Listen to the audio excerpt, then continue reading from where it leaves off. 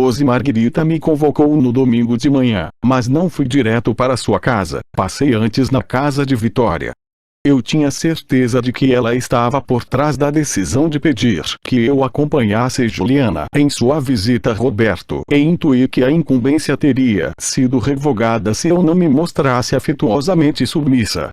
Em todo aquele período, eu só a via de passagem quando ia visitar Juliana e, como sempre, ela era ambivalente. Com o tempo, percebi que, quando se reconhecia em mim, Vitória era dominada pelo afeto, mas, se identificava algum traço do meu pai, desconfiava que eu faria com ela ou com as pessoas que ela amava o que o irmão lhe fizera no passado. De resto, o mesmo acontecia comigo. Eu a achava extraordinária quando me imaginava uma adulta combativa, e repugnante quando reconhecia nela os traços do meu pai. Aquela manhã, pensei de repente em algo que me pareceu insuportável e ao mesmo tempo divertido. Nem eu nem Vitória nem meu pai podíamos eliminar nossas raízes comuns e, portanto, acabávamos amando e odiando, dependendo do caso, sempre nós mesmos. O dia se revelou favorável, Vitória se mostrou felicíssima ao me ver. Deixei que ela me abraçasse e beijasse com a intensidade grudenta de sempre. "Gosto muito de você", disse, e saímos afobadas para ir à casa de Margarita. Na rua, ela me revelou o que eu já sabia, mas fingi ignorar, ou seja, que nas raríssimas vezes em que Juliana pôde ir se encontrar com Roberto em Milão, Tonino a acompanhara.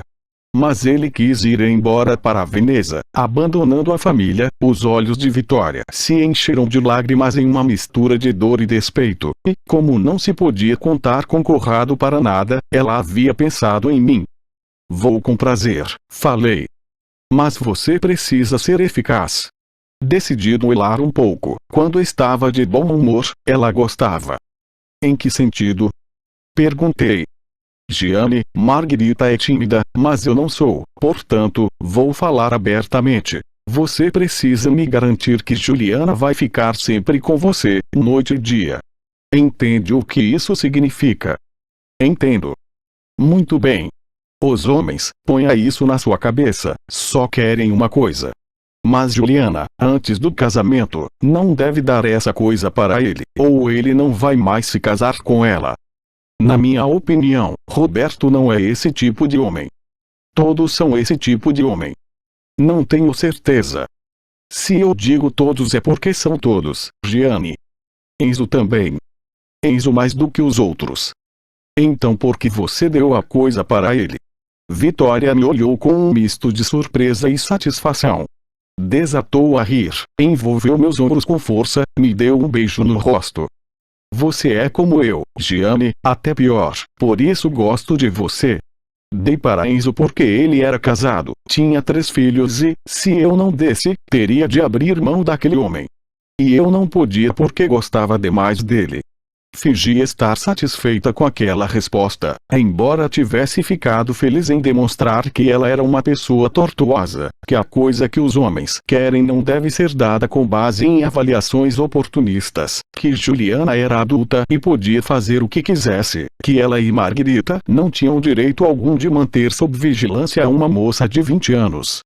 Mas fiquei calada porque meu único desejo era ir a Milão e encontrar Roberto, ver com meus próprios olhos onde e como ele vivia.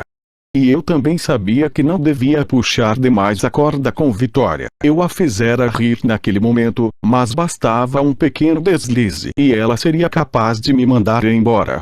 Então escolhi o caminho da condescendência e chegamos à casa de Margarita.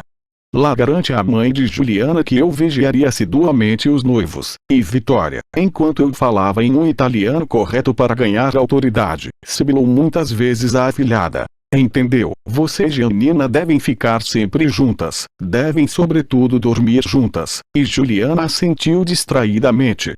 O único que me incomodou com seus olhares gozadores foi Conrado. Ofereceu-se várias vezes para me acompanhar até o ônibus e, quando todos os pactos com Vitória foram estipulados, era absolutamente necessário voltar no domingo à noite. As passagens de trem seriam pagas por Roberto. Fui embora com ele atrás de mim. Na rua e no ponto, enquanto eu esperava o ônibus, ele não fez outra coisa a não ser zombar de mim e dizer frases ofensivas como se estivesse brincando. Sobretudo, pediu de forma explícita que eu fizesse outra vez as coisas que havia feito no passado. Um boquete, pediu em dialeto, e pronto. Aqui perto tem um velho edifício abandonado. Não, você me dá nojo. Se eu souber que você pagou um boquete para Rosário, conto para Vitória. Foda-se, respondi em um dialeto que o fez rir muito de tão mal pronunciado. Também ria ao me ouvir. Não quis brigar nem mesmo com Conrado, estava feliz demais com a viagem. Na volta para casa, me concentrei em qual mentira deveria contar para minha mãe como justificativa da minha viagem a Milão. Mas logo me convenci de que não devia nem fazer o esforço de mentir e comuniquei enquanto jantávamos, com o tom de quem considera a questão indiscutível, que Juliana, a afilhada de Vitória, ia visitar o noivo em Milão e eu havia me comprometido a acompanhá-la este fim de semana. Mas sábado é seu aniversário, organizei uma festa, vem seu pai, vem Ângela e Ida. Por alguns instantes, senti meu peito vazio. Eu gostava muito do meu aniversário quando criança, no entanto, daquela vez, nem tinha lembrado. Tive a impressão de ter cometido uma afronta a mim mesma, mais do que a minha mãe. Eu não conseguia me valorizar, estava me transformando em uma personagenzinha secundária, uma sombra ao lado de Juliana, a acompanhante feiosa da princesa que vai visitar o príncipe. Por aquele papel, será que eu estava disposta a abrir mão de uma longa e agradável tradição familiar, de velinhas a serem sopradas, de presentinhos surpreendentes? Sim, admiti, e propus a Nela. Vamos festejar quando eu voltar. Você está me fazendo uma desfeita. Mamãe, não faça tempestade em copo d'água. Seu pai também vai ficar chateado. Você vai ver que ele vai ficar contente. O noivo de Juliana é muito inteligente, papai gosta dele. Ela fez uma careta de desagrado, como se fosse responsável pela minha escassa afetividade. Você vai passar de ano. Mamãe, é um assunto meu, não se intrometa. Não temos mais importância alguma para você, resmungou. Respondi que não era verdade ao mesmo tempo que pensei, mas Roberto é mais importante. 13 começou em uma noite de sexta-feira uma das aventuras mais insensatas da minha adolescência. A viagem noturna rumo a Milão foi muito chata. Tentei conversar com Juliana, mas ela, em especial a partir do momento em que eu disse que completaria 16 anos no dia seguinte, ficou ainda mais sem graça, aumentando o constrangimento manifestado desde o momento em que chegou na estação como uma enorme mala vermelha e uma bolsa de viagem abarrotada, e percebeu que eu só tinha uma valise com poucas coisas essenciais. Sinto muito, ela disse, por ter arrastado você comigo e estragado sua festa. Depois daquele diálogo, mais nada, não conseguimos encontrar nem o tom certo nem aquele bem-estar propício a confidências. A certa altura, anunciei que estava com fome e queria explorar o trem para encontrar algo para comer. Sem muito entusiasmo, Juliana tirou da bolsa algumas coisas gostosas que sua mãe havia preparado para a viagem, mas ficou apenas com uns pedaços de fritada de macarrão, enquanto eu devorei todo o resto. O compartimento estava cheio, nos ajeitamos sem conforto nos beliches. Ela parecia sufocada pela angústia, eu a ouvi revirar-se várias vezes, não foi nenhuma vez ao banheiro. Mas ficou lá trancada por muito tempo, uma hora antes da chegada, e voltou penteada e maquiada com leveza, havia até trocado de roupa. Ficamos paradas no corredor, lá fora começava um dia pálido. Ela me perguntou se algo estava exagerado ou fora do lugar. Eu a tranquilizei e, naquele momento, ela pareceu relaxar um pouco, falou com franqueza afetuosa. Tenho inveja de você, disse. Por quê? Você não se arruma, se sente bem do jeito que é. Não é verdade? Sim. Dentro de você, há algo que é só seu e que a satisfaz. Eu não tenho nada, você é que tem tudo. Ela balançou a cabeça, murmurou. Roberto sempre diz que você é muito inteligente, que você tem uma grande sensibilidade. Meu rosto ardeu. Ele está enganado. É a pura verdade. Quando Vitória não queria me deixar viajar, foi ele que sugeriu que eu pedisse para você me acompanhar. Achei que tivesse sido decisão da minha tia. Ela sorriu. Claro que a decisão havia sido dela, nada era feito sem o consentimento de Vitória. Mas a ideia havia sido de Roberto. Juliana, sem mencionar o noivo, falou com a mãe, que por sua vez consultou Vitória. Fui tomada pela emoção, então foi ele que me quis em Milão, e respondi com monossílabos a Juliana, que agora queria conversar, não conseguia me acalmar. Dali a pouco, eu o veria novamente e ficaria o dia inteiro com ele, em sua casa, no almoço, no jantar, na hora de dormir. Aos poucos fui me acalmando, disse. Você sabe chegar aonde ele mora? Sei, mas ele vem nos buscar. Juliana verificou outra vez o rosto, depois tirou da bolsa um saquinho de couro, sacudiu e, na palma da sua mão, caiu a pulseira da minha tia. Devo pôr? Perguntou. Por que não? Sempre fico preocupada. Vitória fica com raiva se não a vê no meu pulso. Mas depois tem medo de que eu a perca, me atormenta e eu fico assustada. Tome cuidado. Você gosta dessa pulseira? Não. Por quê? Ela fez uma longa pausa de constrangimento. Você não sabe? Não. Nem Tonino contou para você? Não. Meu pai a deu de presente para a mãe de Vitória roubando a da minha avó, a mãe da minha mãe, que na época já estava muito doente. Roubando. Seu pai, Enzo? Sim, ele a pegou às escondidas. E Vitória sabe disso. Claro. E sua mãe? Foi ela que me contou. Lembrei da foto de Enzo na cozinha, com o uniforme da polícia. Vigiava as duas mulheres mesmo depois de morto, armado com um revólver. Ele as mantinha unidas no culto à sua imagem, a mulher e a amante. Que força têm os homens, mesmo os mais mesquinhos, até sobre mulheres corajosas e violentas como minha tia. Eu disse, sem conseguir conter o sarcasmo. Seu pai roubou a pulseira da sogra moribunda para dá-la de presente à mãe saudável da sua amante. Foi bem isso. Lá em casa, nunca tivemos dinheiro e ele era um homem que gostava de causar boa impressão nos desconhecidos, mas não hesitava em magoar as pessoas cujo afeto já havia conquistado. Minha mãe sofreu muito por causa dele. Falei sem pensar. Vitória também. Mas logo depois senti toda a verdade, todo o peso daquelas duas palavras, e me pareceu claro porque Vitória tinha aquele comportamento ambíguo em relação à pulseira. Formalmente ela a queria, mas, na verdade, tendia a querer se livrar dela. Formalmente era da sua mãe, mas, na verdade, não era. Formalmente devia ser um presente para sabe-se lá qual festa da nova sogra, mas, na verdade, Enzo a roubara da velha sogra que estava nas últimas. No fim das contas, a joia era prova de que meu pai não estava totalmente enganado a respeito do amante da irmã. E, de modo geral, testemunhava que o incomparável idílio relatado por minha tia devia ter sido tudo menos um idílio. Juliana disse com desprezo. Vitória não sofre, Gianni, Vitória causa sofrimento. Para mim, esta pulseira é um sinal permanente de tempos ruins e de dor, me deixa ansiosa, atrai desgraças. Os objetos não têm culpa, eu gosto dela.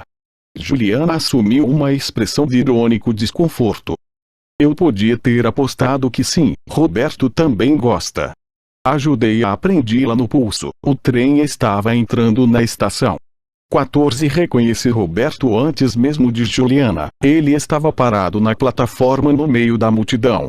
Levantei a mão para que ele nos identificasse em meio ao cortejo de viajantes e logo ele também levantou a dele. Juliana apertou o passo arrastando a mala, Roberto foi ao seu encontro. Abraçaram-se como se quisessem se esmagar e misturar os fragmentos dos seus corpos, mas só trocaram um beijo leve na boca. Depois ele pegou minha mão entre as suas e me agradeceu por ter acompanhado Juliana. Sem você, disse, quem sabe quando eu e ela teríamos nos revisto. Em seguida, pegou a grande mala e a bolsa de viagem da noiva. Eu o segui a alguns passos de distância com minha bagagem mesquinha. É uma pessoa normal, pensei, ou talvez, entre suas várias qualidades, esteja justamente a de saber ser normal.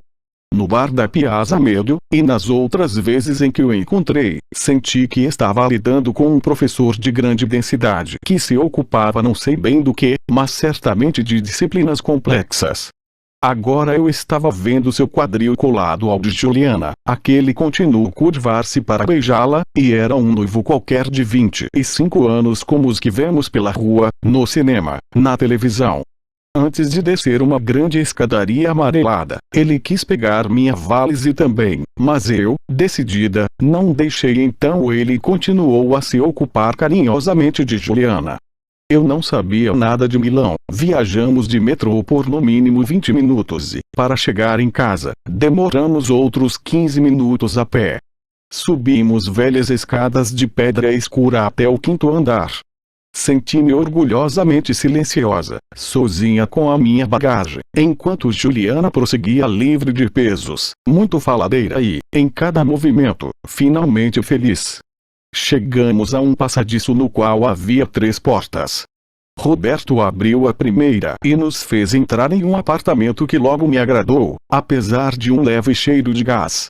Ao contrário do apartamento de San Giacomo dei Capri, impecável e acorrentado à ordem da minha mãe, ali havia uma impressão de limpeza desordenada. Atravessamos um corredor com pilhas de livros apoiadas no chão e entramos em um cômodo grande com poucos móveis velhos, uma escrivaninha coberta de pastas, uma mesa, um sofá vermelho desbotado, prateleiras nas paredes abarrotadas de volumes, um televisor apoiado sobre um cubo de plástico. Roberto, dirigindo-se a mim, sobretudo, pediu desculpa, disse que, embora a porteira arrumasse todos os dias, a casa era estruturalmente pouco acolhedora. Tentei dizer algo irônico, queria continuar a ter o tom descarado que, àquela altura eu já tinha certeza, o agradava. Mas Juliana não me deixou falar, disse. Nada de porteira, eu cuido disso, você vai ver como vai se tornar acolhedor, e jogou os braços em volta do seu pescoço, grudou nele com a mesma energia usada no encontro na estação, deu-lhe um beijo longo daquela vez. Eu logo desviei o olhar, como se estivesse procurando um lugar para pôr a mala. Ela, um minuto mais tarde, já me dava indicações precisas com ares de dona da casa. Sabia tudo do apartamento, puxou-me para uma cozinha com cores desbotadas que pareciam ainda mais desbotadas sob a luz elétrica de baixa voltagem. Verificou se tinha isso, se tinha aquilo, criticou a porteira por alguns desleixos que ela mesma rapidamente começou a remediar. Enquanto isso, não parou de se dirigir a Roberto, falava sem parar perguntando de pessoas que chamava pelo nome, Gigi, Sandro, Nina, relacionando cada uma delas a algum problema ligado à vida universitária, sobre a qual parecia bem informada. 1 ou 2 vezes, Roberto disse: "Talvez Giovanna esteja achando chato", eu exclamei que não e ela continuou a falar com ele com desenvoltura. Era uma Juliana diferente da que eu, até aquele momento, achava que conhecia. Falava com decisão, às vezes até de maneira peremptória, e em tudo aquilo que dizia, ou a que aludia, ficava claro que Roberto não apenas a informava minuciosamente sobre sua vida, seus problemas de trabalho e de estudo, mas também lhe atribuía a capacidade de segui-lo e apoiá-lo e guiá-lo, como se ela tivesse de fato as competências e a sabedoria necessárias para tanto. Enfim, Roberto lhe dava crédito e era daquele crédito, pareceu-me, que Juliana surpreendentemente, audaciosamente, tirava forças para interpretar aquele papel. Mas houve algumas vezes em que ele, com gentileza, com carinho, opôs-se a algo, disse: "Não, não é bem assim." Então Juliana se interrompeu, corou, assumiu um tom agressivo e mudou violentamente de opinião, tentando demonstrar que pensava exatamente da mesma maneira que ele. Naqueles momentos, eu a reconheci, senti o sofrimento daqueles bloqueios. Achei que, se Roberto de repente a fizesse entender que ela estava falando uma bobagem atrás da outra, que, para ele, sua voz era como um prego que arranha uma chapa de metal, ela cairia morta no chão. Naturalmente não fui só eu a perceber que a encenação era frágil. Roberto, quando se verificaram aquelas pequenas rachaduras, logo a puxou para si, falou com ternura, beijou-a, e eu me ocupei outra vez com algo que os eliminasse momentaneamente. A meu ver, foi aquele meu constrangimento que o fez exclamar: aposto que vocês estão com fome, vamos ao bar aqui embaixo, os doces são ótimos. 10 minutos mais tarde, eu estava devorando doces, tomando café e começava a me sentir muito curiosa pela cidade desconhecida. Disse isso e Roberto quis nos levar para dar um passeio no centro. Conhecia tudo de Milão e se esforçou muito para nos mostrar os monumentos essenciais e contar sua história com um tom um pouco pedante.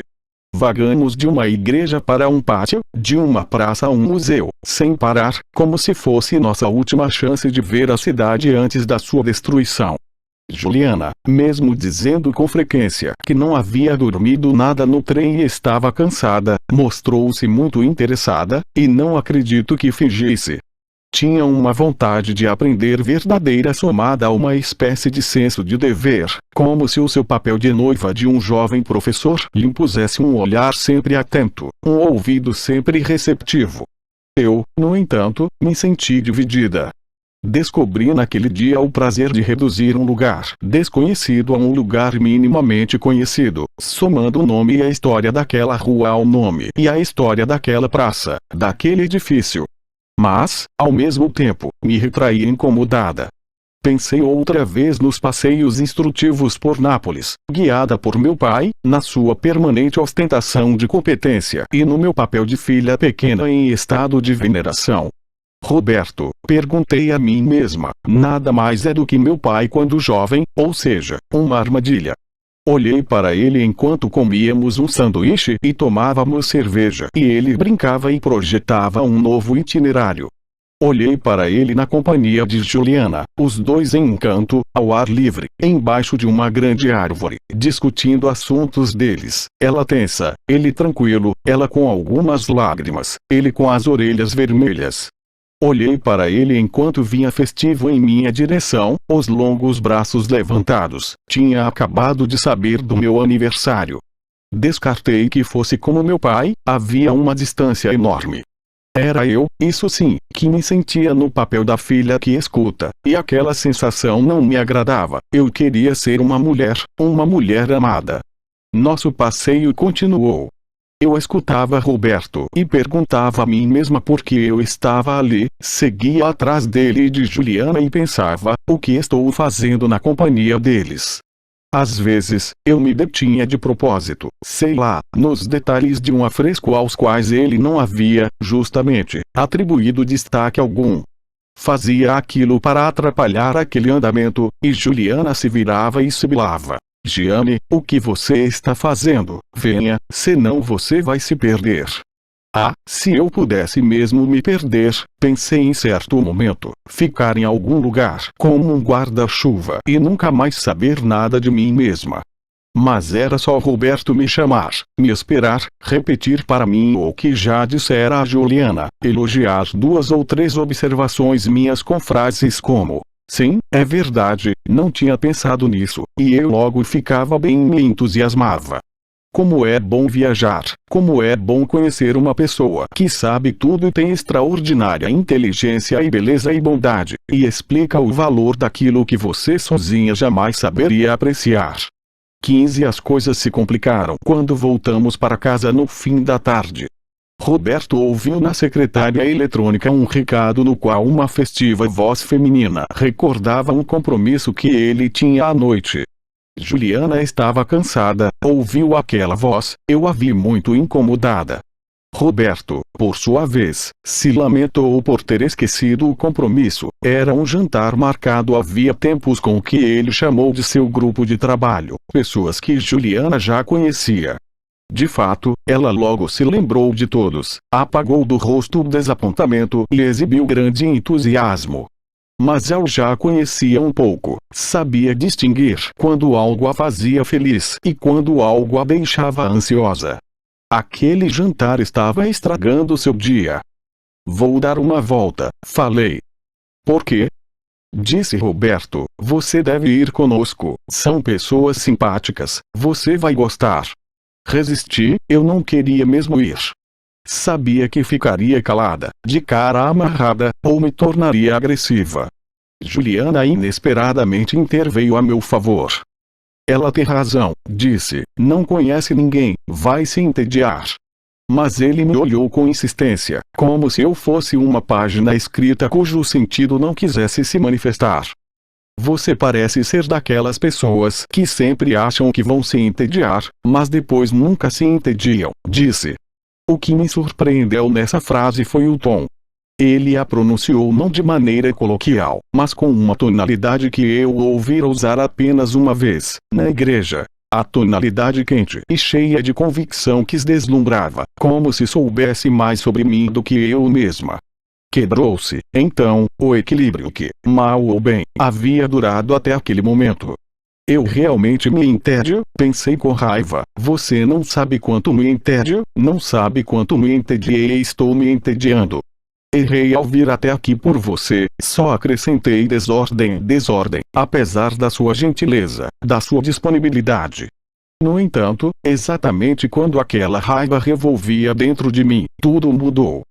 Quis que ele não estivesse enganado. Em algum canto do cérebro, tomou forma a ideia de que Roberto tinha o poder de esclarecer e desejei que, a partir daquele momento, ele, só ele, me indicasse o que eu era e o que eu não era. Ela já foi gentil demais, não devemos obrigá-la a fazer o que não quer, disse Juliana quase uma sussurrando. Mas eu a interrompi. Não, tudo bem, eu vou, falei, mas sem muito ânimo, sem fazer nada para atenuar a impressão de que eu os acompanharia apenas para não criar complicações. Naquele momento, ela fez uma careta perplexa e saiu correndo para lavar os cabelos. Enquanto ela os secava insatisfeita com o resultado que estava obtendo, enquanto se maquiava, enquanto oscilava entre o vestido vermelho ou a saia marrom com a camisa verde, enquanto estava incerta entre só os brincos e o colar ou também a pulseira, e me interrogava em busca de uma confirmação, disse várias vezes. Não se sinta obrigada, você, que pode, fique, eu tenho que ir de qualquer jeito, mas ficaria de bom grado com você, são todas pessoas da universidade que falavam e você nem faz ideia de como se dão ares. Daquela maneira, resumiu que naquele momento a assustava, achando que eu também estivesse assustada. Mas eu conhecia desde pequena aquele falatório presunçoso dos cultos. Mariano e meu pai e seus amigos não faziam outra coisa. É claro, eu detestava tudo aquilo, mas não era a conversa em si que me intimidava. Por isso eu disse, não se preocupe, vou por amor a você, para fazer companhia. Assim, fomos parar em um pequeno restaurante no qual o dono, grisalho, alto, magérrimo, recebeu Roberto com respeitosa simpatia. Está tudo pronto, disse aludindo com tom de cumplicidade a uma saleta onde se entrevia uma mesa comprida com vários comensais barulhentos. Quanta gente, pensei, e fiquei incomodada pelo meu aspecto mesquinho, eu não me atribuía nenhum atrativo que facilitasse a relação com estranhos. Além disso, de relance, as garotas me pareceram todas muito jovens, graciosas, com ar culto, tipos femininos como Ângela, que sabiam brilhar com comportamentos suaves, vozinhas sedosas. Os homens eram minoria, 2 ou 3, da mesma idade que Roberto, ou um pouquinho mais velhos. Os olhos deles se concentraram em Juliana, linda, cordial, e até quando Roberto me apresentou, a atenção deles durou poucos segundos, eu estava mal vestida demais. Quando nos sentamos, acabei ficando longe de Roberto e Juliana, que encontraram lugar um ao lado do outro. Logo percebi que nenhum daqueles jovens estava ali pelo prazer de estar juntos.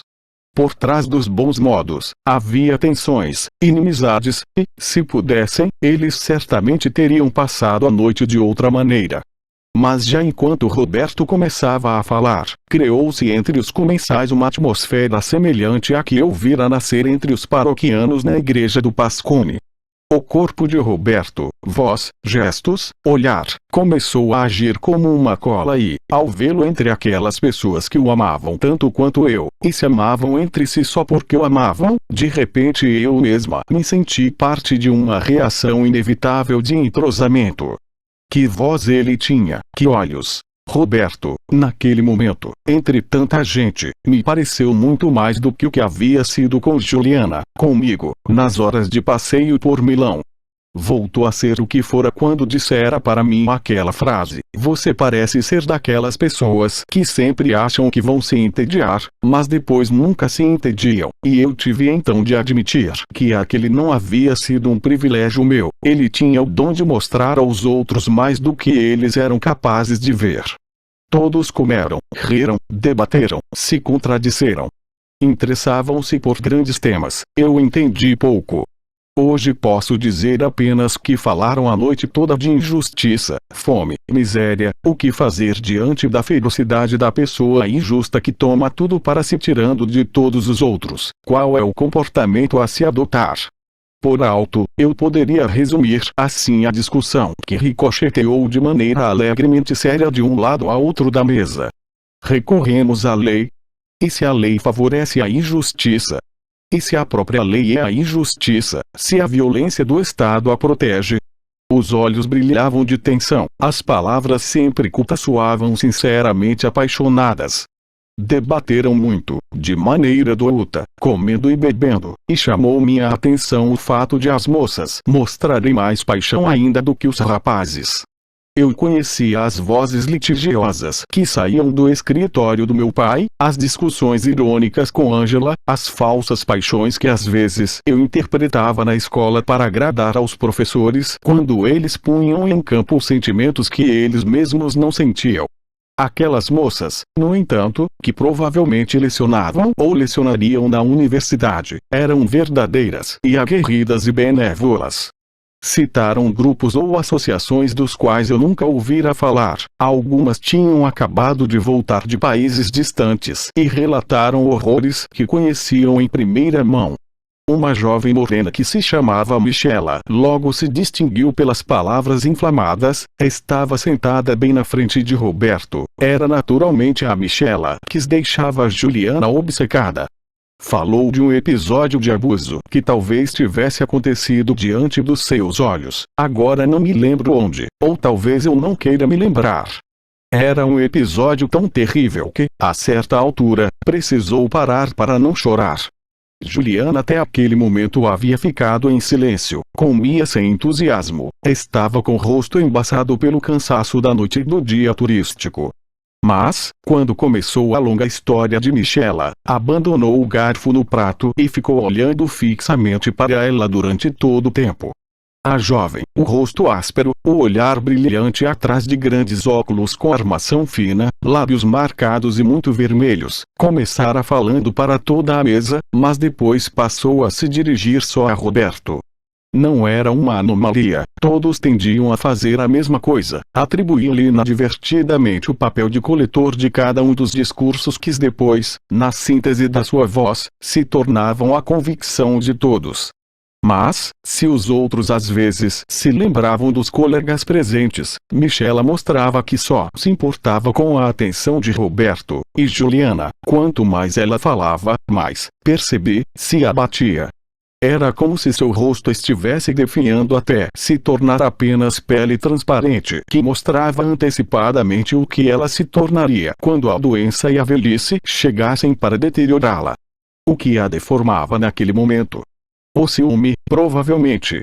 Ou talvez não, Michela não estava fazendo nada que pudesse deixá-la com ciúme, nenhum gesto, por exemplo, daqueles que Ângela elencara para mim ao ilustrar a estratégia da sedução.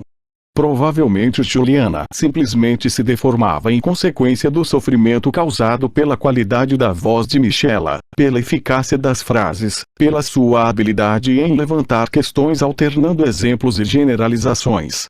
Quando a vida parecia ter deixado por completo seu rosto, ela emitiu uma voz rouca, agressiva, com forte nuance dialetal.